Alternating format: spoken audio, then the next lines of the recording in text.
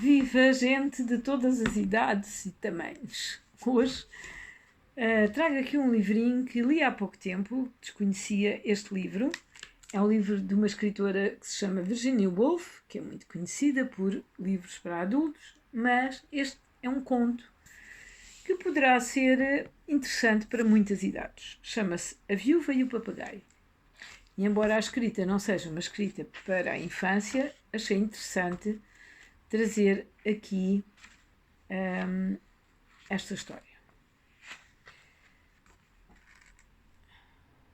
Ela diz aqui que a Virginia Woolf escreveu este conto para o diário dos seus sobrinhos. Não sei que idade é que teriam os sobrinhos, mas... Ora, aqui vai. Eu gosto muito da imagem, da capa é bonita.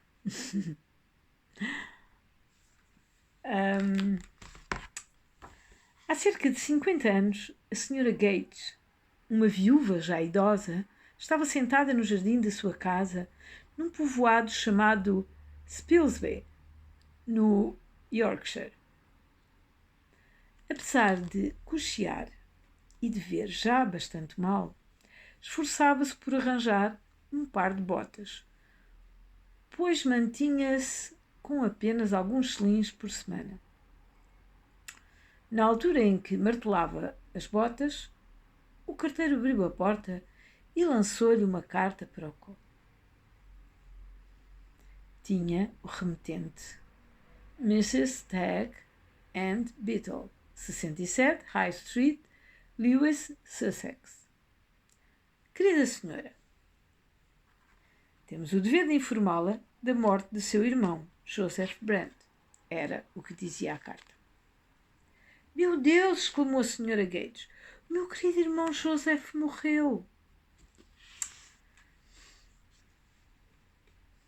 Deixou-lhe todos os seus bens, continuava a carta, que consistem numa casa, num estábulo, caixotes com pepinos, escoadoras, carrinhos de mão, etc., etc. Em Rodmill, perto de Lewes, alega-lhe também a totalidade da sua fortuna, isto é, 3.000 libras esterlinas. Ora, a senhora Gates quase caiu de alegria. Não via o seu irmão há muitos anos e, como ele nem sequer lhe respondia às solicitações que lhe enviava todos os anos pelo Natal, pensou que, como era muito sovina desde criança, não queria sequer gastar um penny em selos.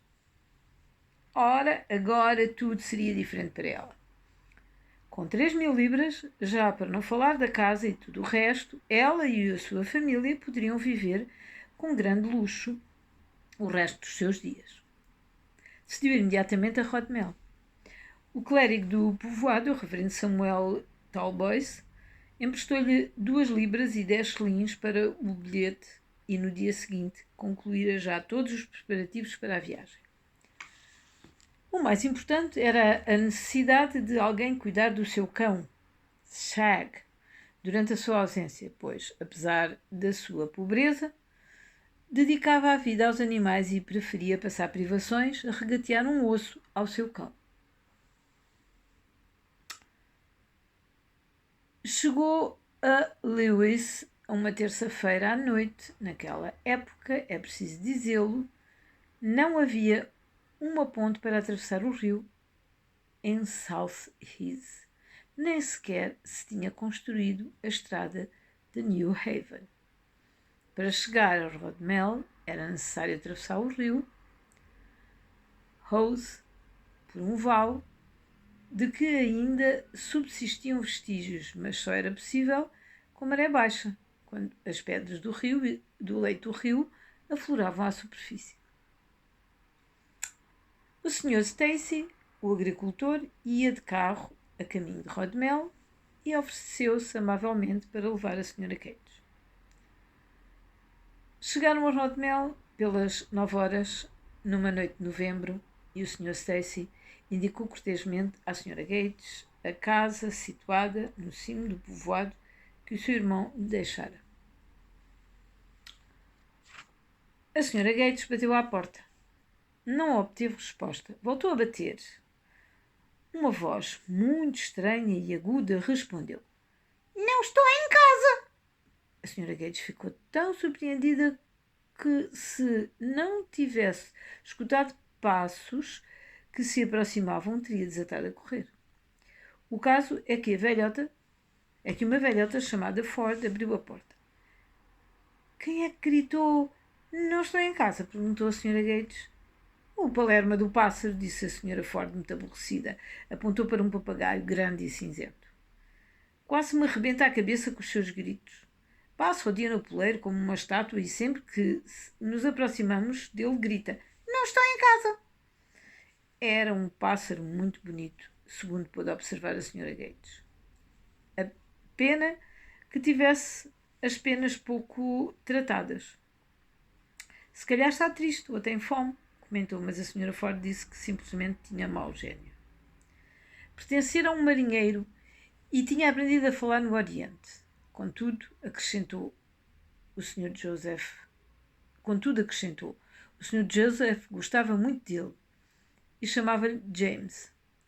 Explicou-lhe que falava com ele como se fosse um ser racional. A senhora Ford não tardou a ir-se embora. A senhora Gates pegou num pouco de açúcar que levava consigo e ofereceu ao papagaio, dizendo-lhe num tom muito suave que não ia fazer nenhum mal, que era a irmã do seu velho dono, que vinha tomar posse da casa e que faria o que fosse possível para o tornar tão feliz quanto pode ser um pássaro. Em seguida pegou numa candeia e percorreu a casa para ver que tipo de propriedade o seu irmão lhe deixara. Teve uma amarga decepção. Os tapetes estavam cheios de buracos, as cadeiras sem fundo e as ratazanas corriam pela sapata da chaminé. No soalho da cozinha cresciam enormes cogumelos. Não havia um único móvel que valesse 2 patacas e a senhora Gates só se alegrou ao pensar nas 3.000 libras guardadas a bom recato no banco de Lewis. Decidiu que no dia seguinte visitaria em Lewis os advogados Stagg e Beetle para reclamar o seu dinheiro e que regressaria à casa o mais depressa possível. O Sr. Stacy, que ia para o mercado com os esplêndidos porcos de Berkshire, ofereceu-se de novo para a levar e contou-lhe terríveis histórias de jovens que se afogaram quando tentavam atravessar o rio com a maré alta. Uma grande decepção aguardava a pobre mulher no escritório do Sr. Stagg. "Sente-se, por favor", disse com um ar muito solene e um ligeiro grunhido. "O facto é", continuou, "que deve preparar-se para ouvir uma notícia muito desagradável. Depois de ter enviado a minha carta, examinei conscienciosamente os documentos do Sr. Brandt. Lamento dizer-lhe que não encontrei sequer rasto das 3.000 libras. O Sr. Beetle, o meu sócio, foi pessoalmente a Rodmel e inspecionou a casa com o maior cuidado. Não encontrou absolutamente nada, nem ouro, nem prata, nem objetos de valor.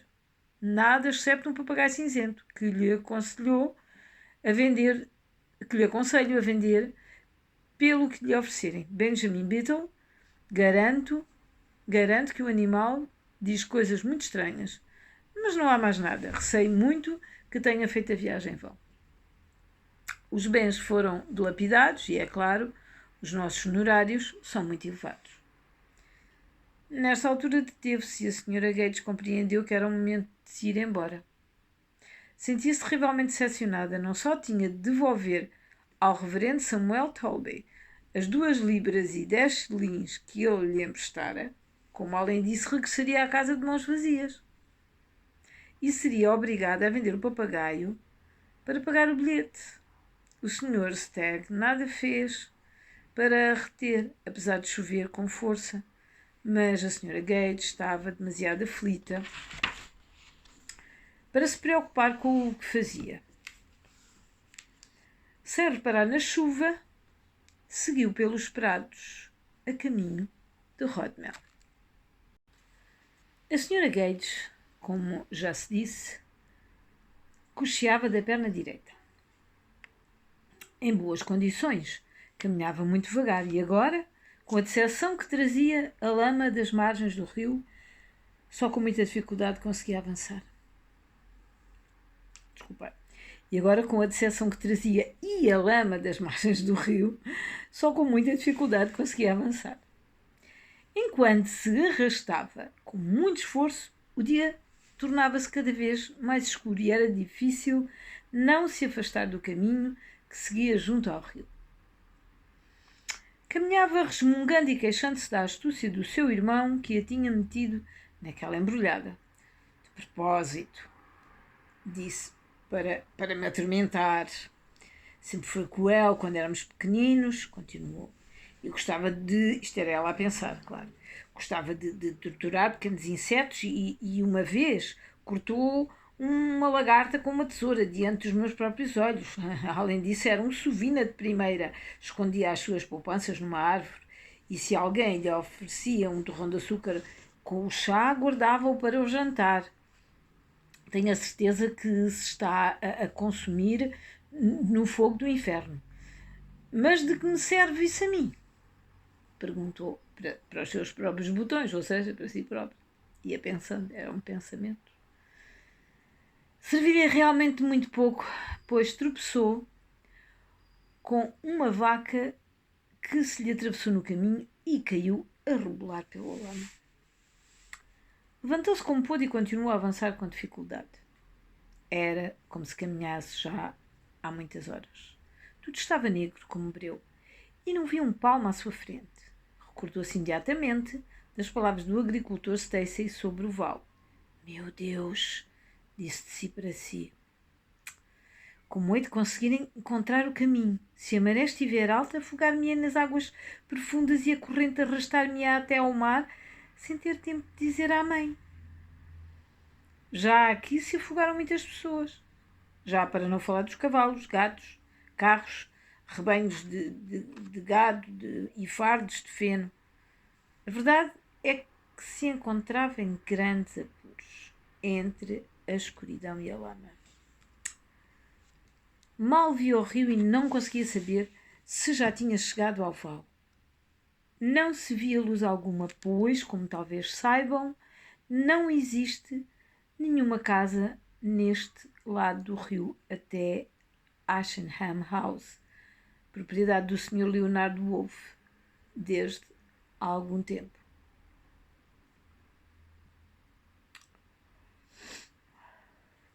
Não podia fazer mais do que sentar-se e esperar até que amanhecesse. Mas na sua idade, com o seu reumatismo, poderia muito bem morrer de frio. Por outro lado, se tentasse cruzar o rio, era quase certo que se afogaria. A sua situação era de tal modo desesperada que trocaria a sua vida pela de uma qualquer vaca do campo. Não havia mulher mais desgraçada em todo o condado de Sussex.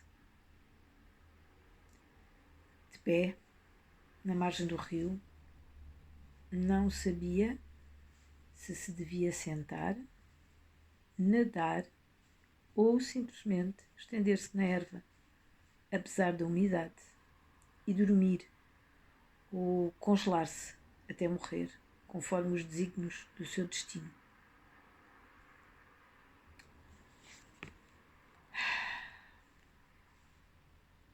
Mas foi então que algo maravilhoso aconteceu. Uma enorme luz iluminou o céu com uma gigantesca tocha, tornando visível até o último pedaço de erva e mostrando-lhe o vale a pouco menos de 20 metros. A maré estava baixa e atravessar o rio seria tarefa fácil, se a luz não desaparecesse antes de o conseguir. Deve ser um cometa ou algum prodígio semelhante, disse para si mesma enquanto avançava mancando. Rodmell estendia-se diante dos seus olhos, intensamente iluminado. Deus nos valha! Exclamou. Há uma casa em chamas. Louvado seja o Senhor! Calculou que a casa demoraria pelo menos alguns minutos a arder e que, então, já estaria a caminho do povoado. É um mau ar que não pode trazer nada de bom para ninguém, murmurava cocheando pela calçada romana. Via perfeitamente o caminho e já quase tinha chegado à rua principal do povoado quando lhe ocorreu um pensamento. E se fosse a minha própria casa a transformar-se em cinzas diante dos meus olhos? Acertara.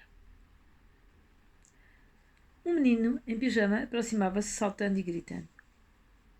Olhe, como arde a casa de Joseph Brand. Os vizinhos formavam um círculo em volta da casa, passando uns aos outros baldes de água que tinham enchido no poço de Monk's House e lançando-os sobre as chamas. Mas o incêndio havia adquirido grandes proporções e, precisamente quando a Sra. Gates chegava, o telhado desmoronou-se. Alguém salvou o papagaio? Gritou. Dê graças por não ter estado lá dentro, senhora, respondeu o reverendo James Hawksford. Não se preocupe com o seu estúpido bicho. Estou certo de que o papagaio morreu piedosamente, asfixiado no seu poleiro. Mas a senhora Gates estava decidida a comprovar pessoalmente que assim fora. Agentes do povoado, que pensavam que devia estar louca para arriscar a vida por um pássaro, tiveram de impedi-lo de o fazer. Pobre mulher, disse a senhora Forte, perdeu tudo, menos umas caixas de madeira com os seus bens pessoais. Também nós enlouqueceríamos numa tal situação.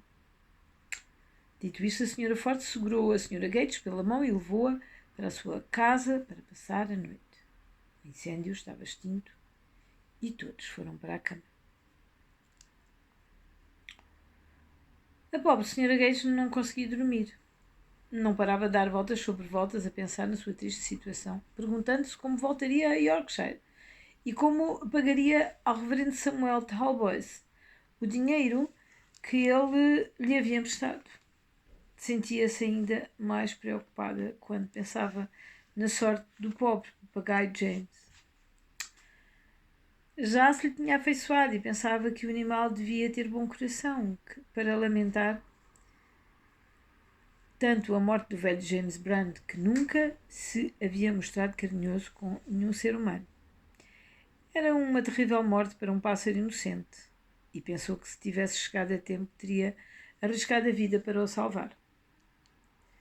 Ora, estava na cama, sumida nesses pensamentos, quando um toque na janela a sobressaltou. O ruído repetiu-se várias vezes. A senhora Gates saiu da cama o mais depressa que pôde e aproximou-se da janela. Ali, para sua surpresa, sentado no parapeito, estava um enorme papagaio. A chuva cessara e estava uma formosa noite pelo ar. De início assustou-se muito, mas depois reconheceu o papagaio cinzento. James, e a alegria embargou-a ao ver que o animal se tinha salvo. Abriu a janela, acenou a cabeça várias vezes e disse-lhe que entrasse. O papagaio respondeu, movendo suavemente a cabeça de um lado para o outro, voou até ao chão e avançou uns passos. Voltou-se para ver se a senhora Gates o seguia e regressou ao parapeito, onde ela o observava, muda de espanto. Os animais atuam com muito mais sentido do que nós pensamos, refletiu. Muito bem, James, disse em voz alta, falando-lhe como se fosse um ser humano. Vou acreditar na tua palavra. Espera um momento para que me arranje um pouco. Pôs um grande avental, desceu as escadas, sem fazer barulho, e saiu, sem despertar a senhora Ford. O papagaio parecia satisfeito. Avançava aos saltos, uns metros à sua frente, em direção à casa em ruínas. A senhora Gates esforçava-se por acompanhá-lo.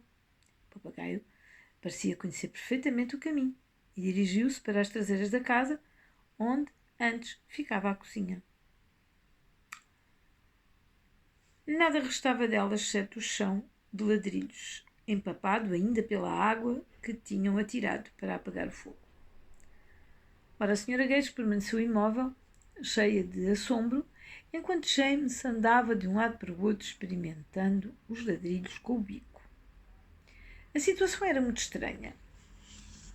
E se não se desse o caso da Sra. Gates estar habituada a viver com animais, muito provavelmente teria perdido a paciência e voltado para casa a cochear.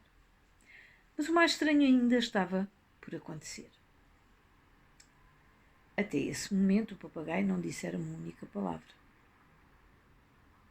De repente, ficou num estado de grande excitação.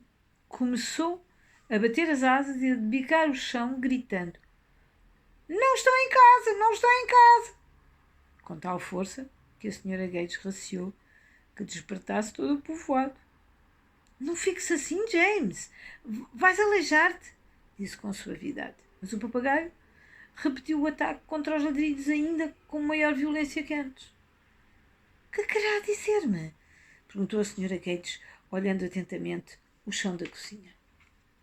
A lua iluminava-o bastante para deixar ver uma enorme irregularidade na disposição dos ladrilhos, como se alguém os tivesse retirado e voltado a colocar, sem os ter acertado devidamente.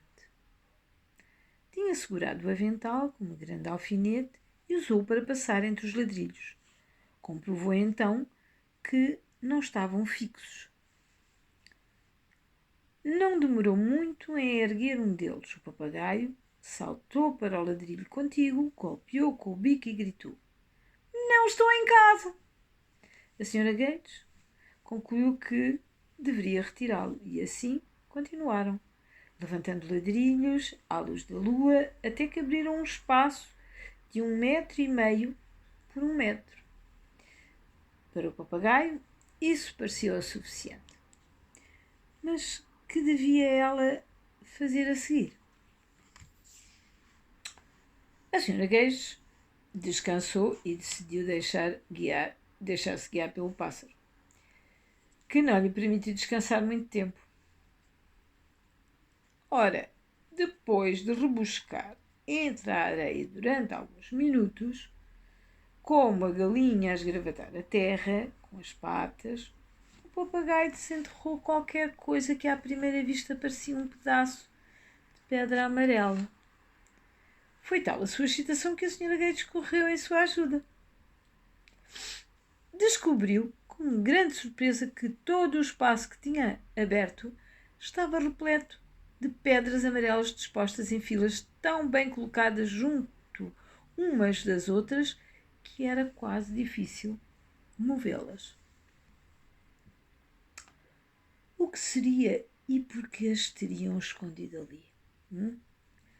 Só quando levantaram a primeira camada e um pedaço de oleado que havia por baixo é que a sua visão milagrosa surgiu diante dos seus olhos. Ali, belamente polidas e brilhantes à luz da lua, havia milhares de moedas de ouro. Era esse o esconderijo escolhido pelo seu irmão, que havia tomado precauções extraordinárias para se assegurar que ninguém descobriria. Primeiro, como comprovaria mais tarde, havia construído um fogão sobre o lugar onde jazia oculto o seu tesouro, de modo que, a não ser que o fogo destruísse a casa, ninguém poderia saber da sua existência. Depois, cobrir a camada superior das moedas com uma substância pegajosa, tinha-as esfregado na terra para que, se por acaso se descobrisse alguma, a tomassem por um calhau, como os que se encontram em qualquer jardim. Desse modo, só a extraordinária coincidência do incêndio e da sagacidade do papagaio é que conseguiram derrotar a astúcia do velho Joseph. A Sra. Gates e o papagaio trabalharam duramente até desenterrar todo o tesouro, que constava de 3.000 peças, nem mais nem menos, que depositaram sobre o vental estendido no chão. Quando colocaram a moeda número 3000 em cima do montículo, o papagaio esvoaçou triunfante e pousou suavemente na cabeça da Sra. Gates. Foi desse modo que voltaram à casa da Sra. Ford, com um passo muito lento, pois, como já se disse, a Sra. Gates cocheava e o peso do avental fazia curvar-se quase até ao chão. Mas chegou até ao seu quarto sem que alguém se apercebesse da sua visita à casa em ruínas. No dia seguinte, regressou a Yorkshire. O Sr. Stacy levou-a de novo até Lewis e ficou muito surpreendido ao verificar como pesava a caixa da Sra. Gates. Mas era um homem discreto e limitou-se a pensar que a boa gente de Rodmell lhe oferecera alguma coisa para a consolar da terrível perda da sua propriedade devido a um incêndio. Por pura bondade, o Sr. Stacy ofereceu-se para lhe comprar o papagaio por meia coroa, mas a Sra. Gates recusou a oferta muito indignada e disse que não venderia aquele papagaio nem por todas a riqueza da Índia. O que levou o Sr. Stacy a pensar que a velhota enlouquecera por causa dos seus problemas. Só falta acrescentar que a Sra. Gates regressou a Spil Bay, sã e salva. Levou a sua caixa ao banco e viveu com o papagaio James e o cão Shag com grande largueza e felicidade até uma idade muito avançada. Quando se encontrava no seu leito de morte, contou toda a história ao clérigo, o filho do reverendo Samuel Talbase, acrescentando que estava totalmente certa de que a casa havia sido incendiada de propósito pelo papagaio James, o qual, consciente do perigo que ela corria na margem do rio, voou até à cozinha e entornou o fogareiro de azeite que mantinha aquecida as sobras do jantar. Assim, não só a salvar de morrer afogada, como revelou o esconderijo de 3000 libras que, do outro modo, teria sido impossível de encontrar. Tal é a recompensa, disse ela, que uma pessoa obtém por ser boa para com os animais. O clérigo pensou que ela estava a perder o juízo, mas a verdade é que no preciso instante em que a respiração abandonava o corpo da Sra. Gates, o papagaio James gritou: "Não estou em casa!" e caiu do seu poleiro instantaneamente morto. O cão Shag morrera uns anos antes. As pessoas que visitam Rodmell podem ainda ver as ruínas da casa que ardeu há 50 anos e contam que quem se aproxima dali à luz da lua ouve um papagaio golpeando com o bico contra o chão de ladrilhos, enquanto outras asseguram ter visto ali sentada uma velhota com um avental branco. E história contada. Espera aí, ainda temos um epílogo. E o epílogo diz assim: este conto esconde outra grande história. A história de Quentin Bell e do seu irmão, os sobrinhos de Virginia Woolf, e do jornal que faziam todos os dias para a família quando Quentin tinha 12 ou 13 anos. Um jornal que incluía ilustrações, reportagens, entrevistas e uma enorme quantidade de artigos, quase como um verdadeiro jornal. Anos mais tarde, Quentin descreveria as visitas da sua tia Virginia como uma cálida brisa vinda de sudoeste que nos enchia de uma espécie de espantosa energia. Naturalmente, como era escritora, as crianças pediram-lhe uma colaboração para o seu jornal. E o resultado foi A Viúva e o Papagaio, portanto, a história que acabámos de ouvir. Um conto infantil sobre o amor aos animais que a sua tia fez especialmente para esta ocasião. As crianças atiraram-se a esta história de enredo surpreendente. Muito tempo mais tarde, Quentin editou o livro com ilustrações de seu filho Julian.